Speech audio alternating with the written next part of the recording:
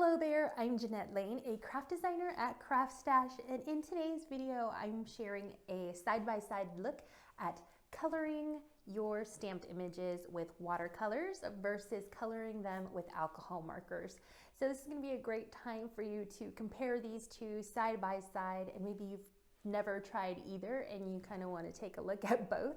So hopefully you will be inspired by this video, and I'm going to be working with some Crafty Potential stamps, and they're so cute. So let's dive right in. For my stamps, I'm using the Crafty Potential Essentials Collection stamps, and these are in A5 size, super cute. For my alcohol markers, I'm using some of the Nuvo dual tipped alcohol markers. So one side has a bullet tip and the other side has a chisel tip. So that's what I'm gonna be using for alcohol markers.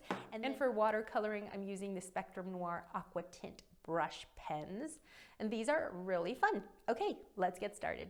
Now here's my piece of cardstock that I'm going to be working with, and I'm just going to imagine an imaginary line down the center, and I'm going to do alcohol coloring on one side and coloring with watercolors on this side, just so you can see a side-by-side comparison. Now, the first thing to remember about coloring with alcohol markers versus watercolors is the type of ink that you're going to use with your stamps. So for watercoloring, a great ink to use is archival ink in jet black, and this is permanent, it's waterproof, and also VersaFine in onyx black, or any of the other VersaFine colors will work as well. And for my alcohol markers, I'm going to be using the Memento ink, and I have two colors here, London Fog and Tuxedo Black.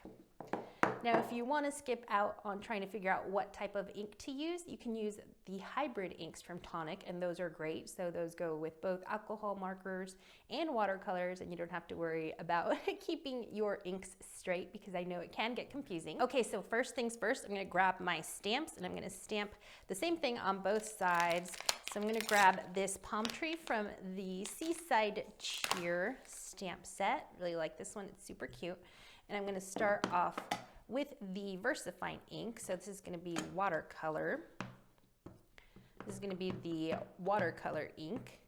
And then I'm going to clean it up and stamp it with my Memento ink for my alcohol markers. Now I'm going to switch over to Memento ink and load up my stamp with some ink. Make sure that's got good coverage on my stamp. And I'm going to stamp the same image on this side. And again, this side's going to be for my alcohol marker coloring, and then this side's going to be for my watercoloring. So I grabbed the little flamingo inner tube and also the little goldfish, and I'm putting them, I want to stamp them right about there. So I've arranged them the way I want them, and now I can pick them up with my stamp block and stamp them with my VersaFine ink. So I gotta go back to the ink that won't smudge with my watercolors. And then I can stamp that. There's my flamingo and my goldfish in the VersaFine ink, and now I'm going to clean my stamp and ink it up with some Memento ink. Now when we take a close-up look at this, you can see that both images are pretty much the same. The VersaFine ink is a little bit darker, but when we color that up, you're going to see the differences, because if you use watercolor on the Memento ink, it will smear, but it won't smudge on the VersaFine ink. It's like magic. Like I mentioned, I'm going to be using the Spectrum Noir Aquatint Markers, and I'm going to color my palm tree first. And let me just open this package up. And these are the pastel colors. Now, when you first get the Spectrum Noir markers, they have this green, like protective, yellow neon green protective plastic here. So here's the difference. Here's one that's not opened. Here is one that I've already opened. And all you do for that is you just twist off the top, slide that yellow little protective plastic off, and then twist this back on, and then you pull up and your marker is ready to go. And to get the color flowing, you just squeeze. Now this does look like a water brush pen, but all the color is here. So for this one, it would be like a pastel pale yellow, and the color is here inside, so you don't need a watercolor palette or anything like that, watercolor paint. It's all in here. Now the thing to remember about these Aquatint pens is that they're very saturated. The paint is in the barrel and it is very pigmented and bright, so you want to be very careful. And what I've been doing is just squeezing a little bit onto a acrylic block, or if you don't have an acrylic block, you can just use a craft mat. So we squeeze some of that color out. There we go. As you see, it's very, very dark brown. And then we take a clean water brush. So this is just water in this barrel here. And then we can dilute some of this color and get different shades of brown. So I'm going to start off with my trunk, and I'm just going to paint over this really lightly, and you can see just a light wash of brown. I'm going to use my heat tool to dry the paint between each layer that I lay down. It'll just speed up the process. Now I'm going to go back and get some more of this color and then just layer that on top. Just wanted it slightly, a little bit more brown. It's a little bit too light. I really like watercoloring because you can build up these layers and get darker as you go. This is what my trunk looks like. It just has a nice even color all the way down. And now I'm going to add some more of this color just because I want to add some shading to one side of the tree trunk. Now I'm using the color directly from the Aquatint marker just to get some darker tones right here along the edge of my trunk. And then I'm going to grab my water brush. It's going to be a lot of switching with these pens. And I'm going to grab my water brush and just kind of pull that color towards the rest of the trunk. Lighten it up a smidge because it is a little dark. Like I said, the color comes out really saturated, really bold and dark directly from the Aquatint marker. Okay, now I'm going to switch colors. So I'm just cleaning my brush pen and I'm just going to squeeze to get some of that water flowing and clean the tip. And I'm going to switch over to some green. So I'm going to squeeze just a little bit right onto my clear acrylic block. Get some of that green color. And then I'm going to use my water brush pen to kind of dilute that bright, bold green. And now I can do a light wash all over my palm tree leaves. Now, sometimes watercoloring is tricky if your stamped image is on the smallish side. You know, it's really hard to get a brush in some stamps that might be too ornate or too tiny. But I love these Crafty Potential stamps because they're just the right size to fit my water brush tip. Like, see how I have plenty of room to color? So it's really easy. So in case you're torn about what to use for coloring your stamped images, if you're not sure if you want to use alcohol markers or maybe you want to use watercolors, a good way to judge is by the size of your stamp. So if you have larger stamps, I do recommend watercoloring just because your brush will fit between all the line art. So this is what we have so far. I kind of went a little bit outside of the line there, but that's okay because I can always fussy cut these trees and add them to my card or my project. And as you can see, the leaves just have a light wash of green, but we're gonna go back and add some darker color to some of the leaves, maybe a few little stripes, we'll see. Now I'm gonna take some color directly from the Aquatint brush and put it on my paper. And before it absorbs into the paper fibers, I'm gonna pull some of this, just spread this color around. It's a lovely color. I like how you can get different hues from the same pen. So here you can see where I went over some of the leaves directly with the Aquatint pen. So we got some nice dark color. And then I just spread the color out just a smidge with my water brush. These are really fun to play with, and I recommend that you try. Maybe it's not the Aquatint markers that you try, with your watercoloring. Maybe it's just a watercolor palette. Like, they're just really fun to work with, and I think you're gonna enjoy the effects that they can give your stamped images.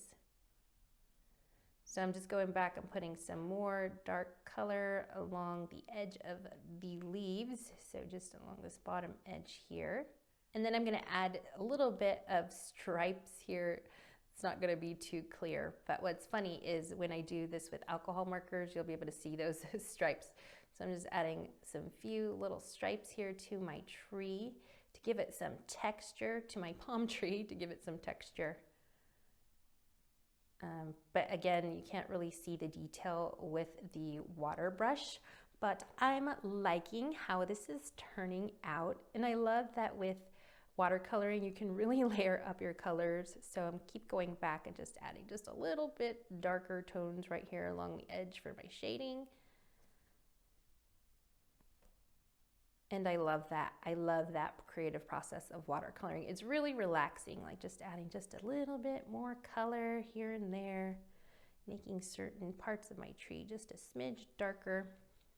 All right, now I'm just gonna dry this and I will be done with my palm tree. And here is a close-up of that palm tree. You can see the color, you can see the darker shading here and the stripes that I attempted, which will be clearer when I do them with my alcohol markers because the nib, the tip on the alcohol markers is a little bit finer and you can add some great detailing with that. But had a little bit of trouble with the stripes and the texture with my watercolor Aquatint markers, but that's okay. I really like how it turned out. The colors I'm using for my flamingo are Cosmos and Rose Quartz, and this is from the Perfect Pastels trio. So I'm doing the same thing, just adding some water and switching between using the actual Aquatint marker and my clean water brush to pick some of that water and just make different tones with the very saturated color that comes out, the paint that comes out of the Aquatint markers. One of the drawbacks of using a water brush is that you can't control the amount of water. Well, you can to some extent control the amount of water that comes out of the barrel, but sometimes it just, without you doing squeezing, it just comes out. And so you kind of want to practice a lot because otherwise you'll squeeze too much water out and some of the paint will come outside of the lines. But it's not a big deal because I can just fussy cut this image out. But if you want to just skip water brushes altogether, I feel that just having a paintbrush, a watercolor paintbrush, and a cup of water will just help you control that flow of water so much better. And as I was explaining, having control over your water brush, had a little struggle there with the water flowing out too quickly. But you guys, that's all right. All I have to do is just fussy cut this out and my image will be all right. But you know, sometimes I can't do two things at once. I guess I can't color and talk. I wanted to do a little blue around the goldfish and the flamingo. So I'm using the color Jade in this aqua tint. Just put some color on the block and then just coloring around my little fish and my little flamingo tube. So cute. And there's my scene, watercolored scene. I really love this palm tree and how the leaves turned out. The little flamingo got a little bit carried away with I got a little carried away with the water brush, but overall, I'm really happy with how it looks. I love the light washes that you can do with watercolors. Now let's switch gears over to coloring with alcohol markers. And with alcohol markers, you want to make sure that you're swatching your markers on the paper that you're using. So you want to have a separate piece of cardstock so that you can swatch your colors, because sometimes the coloring systems are a little bit tricky. Sometimes they don't have the same effect on a certain brand of paper as they do on another brand of paper. So you just want to have a piece of scrap paper on the side or create a swatch with the paper, the cardstock that you're going to be stamping on and working with. I feel like it just saves you so much trouble. Now I'm going to start coloring my flamingo with Delicate Rose, which is number 449, and I'm going to be using my fine bullet tip. And this is a really nice light pink color, so I am coloring across my entire little flamingo in a single layer of this color. Now I'm going to take Paradise Pink, which is number 453. It's a little bit of a darker pink. And I'm just going to go over some of these areas to add a little bit of shading to my flamingo inner tube. So I'm doing the bottom portion of his body, a little bit here, a little bit on his behind, on his little feathers here. Oh, and his little blushed cheeks.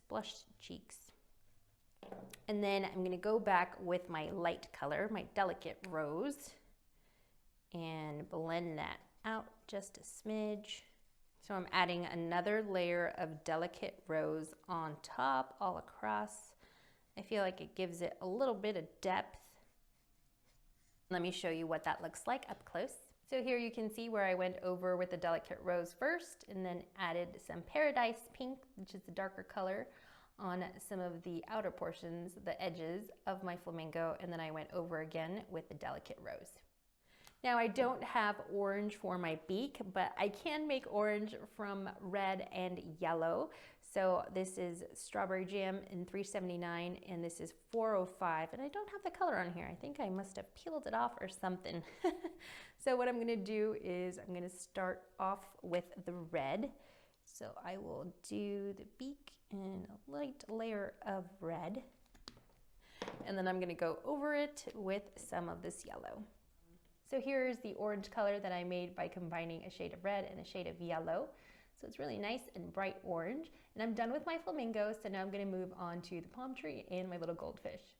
Now, like I mentioned earlier, I don't have any orange, but I can make orange from yellow and red. So I'm going over, just polka dotting my scales on my goldfish with some red, and then I'm gonna go on top of that with some yellow in the number 405.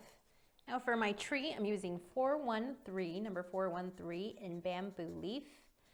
That's the name of that color, and I'm going to sweep some color all across my leaves. It's a really nice bright green color. For me personally, it's easiest to start with the lightest color that I'm going to be using, and usually I use 3 colors, so a light tone, a mid-tone, and a dark tone. But I don't have that many colors in these markers, so I'm just gonna have to make do, maybe only use 2 tones. But regardless, I like to start with the lighter tone first. And then I'm gonna move on to my darkest tone, which is Hunter Green. And that's number 417. And I'm gonna add some of that dark here on the edges of my leaves, just like I did with the watercoloring, but now I'm doing this in alcohol markers. Here's what that looks like up close thus far.